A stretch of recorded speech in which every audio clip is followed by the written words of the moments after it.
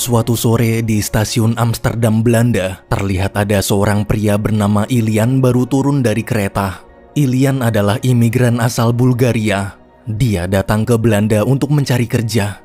Demi berhemat sebelum dapat kerja, dia menyewa kamar hotel murah. Sesampainya di kamar, Ilian langsung minum obat. Ilian ini mengidap penyakit jantung. Saat sedang merapihkan baju, istrinya di Bulgaria nelpon. Istrinya bilang dia pengen banget beli rumah idamannya. Nanti kalau Ilian udah dapat kerja, gaji pertamanya harus buat nyicil rumah itu. Mendengar permintaan istrinya, Ilian cuma bisa istighfar. Di tengah obrolan, dia baru sadar AirPods-nya ketinggalan di kereta. Karena kemana-mana selalu pakai AirPods, detik itu juga dia pergi ke Apple Store terdekat. Di Apple Store, setelah beli AirPods baru, tiba-tiba ada pria asing datang mengeluarkan senjata. Iedereen op de grond. Allemaal op de grond. Iedereen blijft liggen. Op de grond liggen.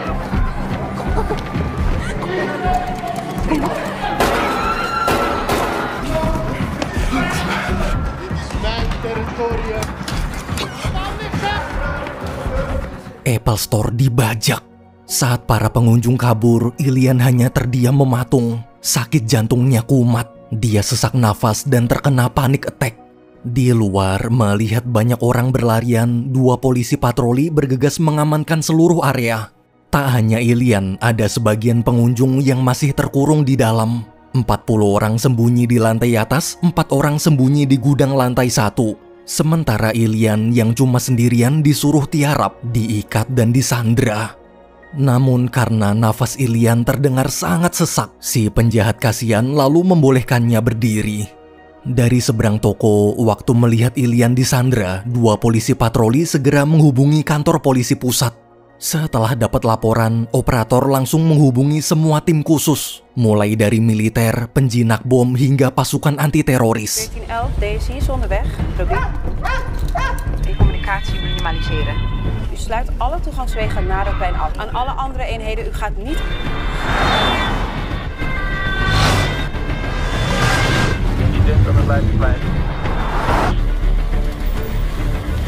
Stand by. Di toko, si penyandra membawa dan menunjukkan Ilian ke 2 polisi di seberang jalan.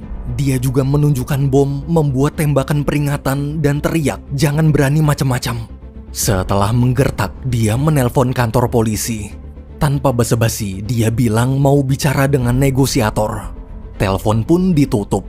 Di gudang, salah satu dari 4 orang yang bernama Mingus juga menelpon kantor polisi. Operator berusaha menenangkan. Tak perlu khawatir, sekarang polisi sedang berusaha menangkap si penyandra. Jangan sampai ketahuan. Selama penyandra tak tahu ada orang di gudang, mereka aman. Mendengar itu, Mingus mengerti.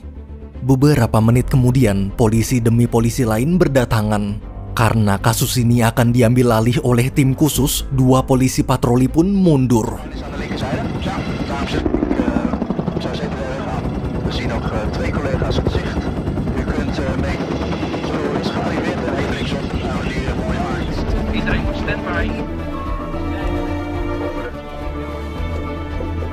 De situatie is nu nog static.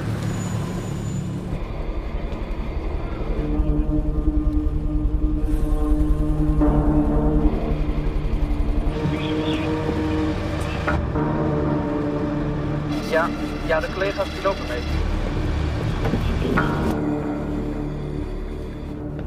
Kom. Di kantor, saat kepala polisi baru sampai, operator melapor kalau si penyandra ingin bicara dengan negosiator. Kepala polisi lalu memerintahkan untuk memanggil 3 negosiator terhebat di negara ini. Tak lama kemudian, maghrib-maghrib, pasukan khusus sampai TKP dan segera membuat formasi. Alle komstcheck. Sturen als het allemaal achter de rug is, oké? Ja, dat mag je tegen mevrouw zeggen, chief. Ik boven die winkel. Die moeten daar zo snel mogelijk naar Napel voor een go voor actie. Agenten aflossen bij de afzettingen. Begrepen? Oké, copy.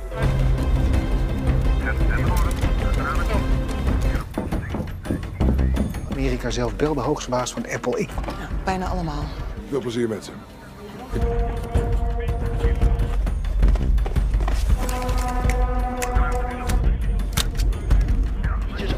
En blijf op vast af. Nou, bij Zakkensplein links op 10 uur.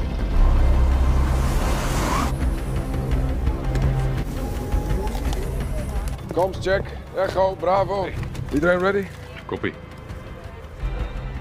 Setelah 3 negosiator datang, salah satu negosiator bernama Lin menelpon si penyandra. Di toko, Ilian minta izin mau minum obat dulu. Dia punya penyakit jantung, jadi harus minum obat tepat waktu.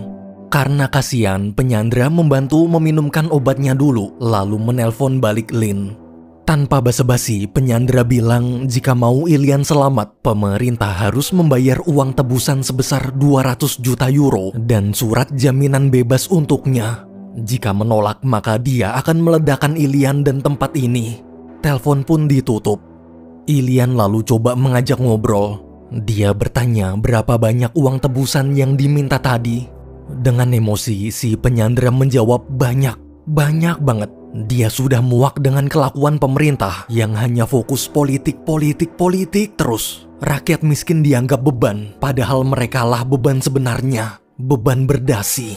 Dia ingin balas dendam. Melihat amarah penyandra, Ilian ketakutan. Agar tuntutannya cepat dikabulkan, penyandra foto selfie bareng Ilian sambil menunjukkan rompi bomnya dan mengirimkan foto itu ke email polisi.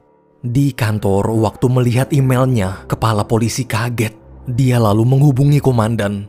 Saat komandan bertanya ke penjinak bom apakah bom di foto itu asli, berdasarkan hasil analisa, kemungkinan besar palsu. Tapi jangan gegabah, seandainya bom di rompi palsu, bisa aja ada bom asli di tasnya. Mendengar itu, kepala polisi minta komandan hati-hati. Dalam gudang, Mingus ditelepon polisi bernama Mark. Mark bilang dia sedang memantau keadaan toko dari luar. Bagaimana kabar di dalam? Mingus menjelaskan musik dan lampu toko sudah disetting akan mati setiap jam 9 malam saat toko tutup. Jika jam 9 masih ada orang, maka akan dianggap maling dan alarm otomatis nyala. Sekarang jam 8:58. Mark pun panik. Ketika mendengar laporan Mark, Lin buru-buru menelpon penyandra. Dia bilang tepat jam 9 nanti lampu dan musik di toko akan mati. Alarm juga nyala gara-gara masih ada orang di dalam. Tolong jangan panik, itu cuma settingan toko, bukan karena polisi. Percayalah, polisi tak akan macam-macam. Sekarang polisi sedang minta pihak Apple menyalakan lagi lampunya. Setelah diberitahu untuk jaga-jaga, penyandra membawa Ilian ke depan pintu sambil menodong kepalanya agar pasukan khusus tak berani macam-macam. Tepat pukul 9, lampu pun mati. Please don't do this, sir. I'm married, sir. Gewoon kalm blijven, er gaat niets gebeuren.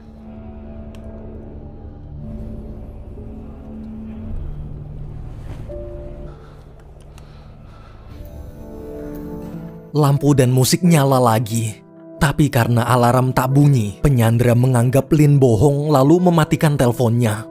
Di kantor, operator memberitahu barusan dia sudah menghubungi pihak Apple. Apple telah mengubah settingan. Mereka juga memberikan akses kamera CCTV dalam toko. Setelah CCTV bisa diakses, Lin coba menghubungi penyandra agar dapat kepercayaannya lagi. Bermenit-menit ngobrol, si penyandra mulai tenang. Akhirnya dia mau memberitahu namanya, yaitu Ammar. Ammar bilang jika tuntutannya sudah dikabulkan, dia mau diantar ke bandara pakai mobil mewah. Dalam hati, Lin istighfar. Di ruangan lain, operator memberitahu kepala polisi kalau salah satu orang yang sembunyi di lantai atas membuat status di sosmed tentang keadaannya sekarang. Kepala polisi panik. Bila Ammar sampai tahu, mereka semua akan ketahuan. Kepala polisi pun minta komandan mempercepat evakuasi. Karena pihak Apple masih belum mengirim denah toko, Mark bertanya pada Mingus apa ada jalan lain untuk ke lantai atas. Mingus menjawab ada, lewat tangga darurat toko sebelah. Setelah Mingus menggambarkan denahnya, pasukan khusus langsung bergerak. Untuk mengalihkan perhatian, kepala polisi menyuruh Lin terus ajak Ammar ngobrol. Let's go. Wat een goedje zo.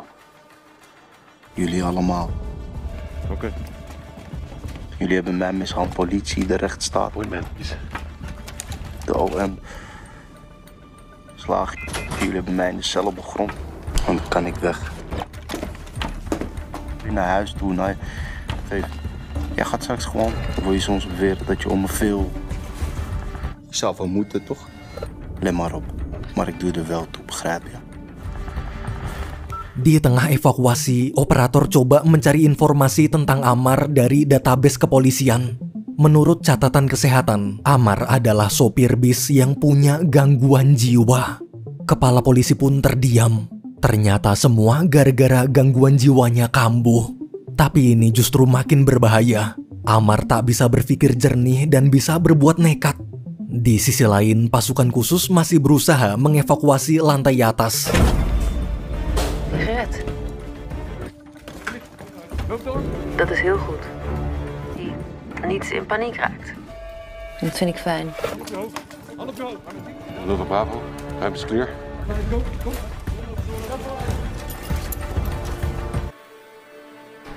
Seluruh orang di atas berhasil dievakuasi tanpa ketahuan.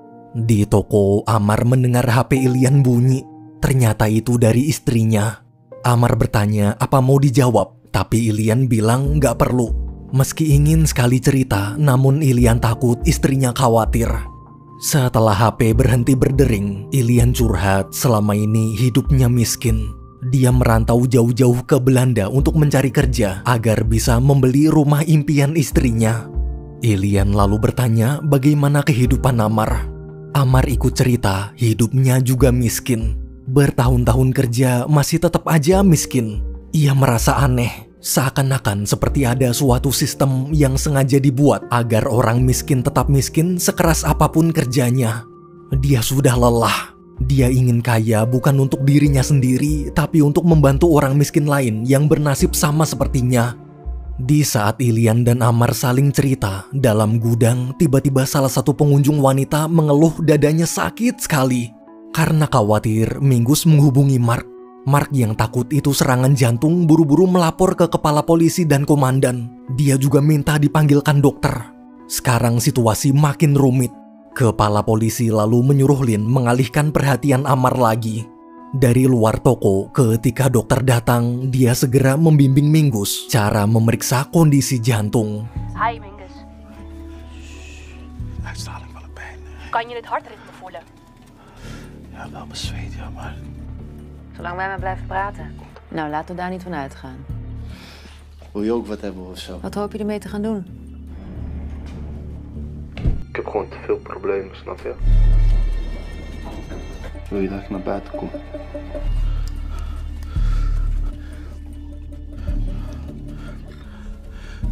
Ja, het is niet je hart. Om je zorgen over te maken. Pure angst. Een paniekaanval. Voelt ze bezweet. Perlahan-lahan keadaan si pengunjung wanita mulai membaik.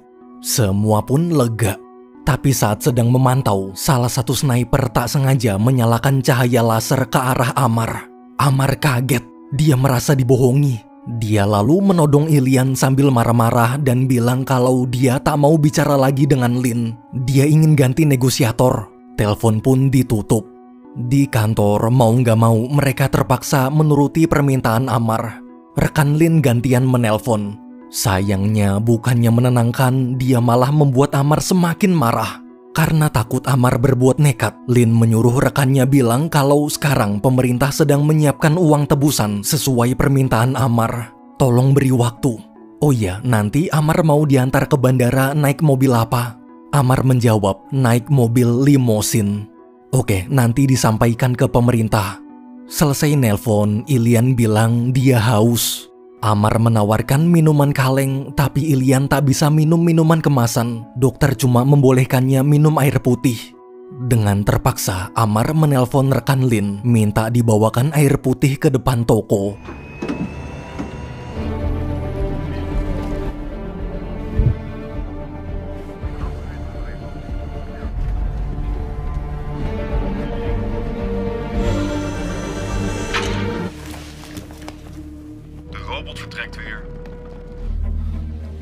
Setelah air ditaruh, Amar dan Ilian berjalan perlahan-lahan mengambilnya. Tangan kiri Amar pegang tali, tangan kanan pegang senjata. Di depan pintu toko, ketika Amar ingin mengambil air dan menaruh senjatanya, melihat ada kesempatan, Ilian langsung kabur.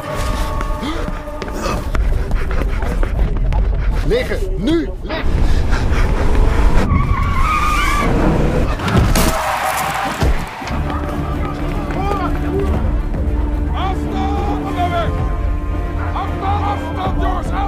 Amar sekarat ditabrak mobil pasukan khusus.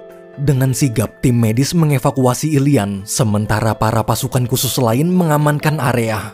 Tim penjinak bom pun memeriksa kondisi Amar. Setelah keadaan dinyatakan aman, Mingus dan 3 pengunjung dalam gudang dievakuasi.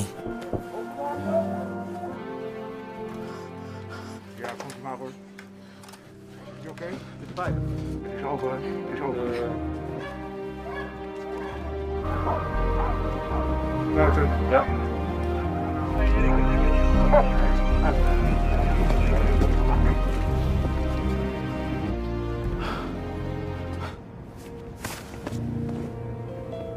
Di kantor, kepala polisi berterima kasih pada Lin. Berkat bantuan Lin dan semua rekan di sini, misi ini sukses. Mereka semua pun saling mengucapkan selamat. Keesokan paginya, setelah diminta kesaksian, Ilian diantar pulang. Di kamar hotel, Ilian hanya terdiam. Ia lalu berbaring dan mendengarkan musik kesukaannya pakai AirPods yang dia beli kemarin. Di momen itu, akhirnya tangis Ilian pecah. Mimpi buruk tadi malam kini telah berakhir.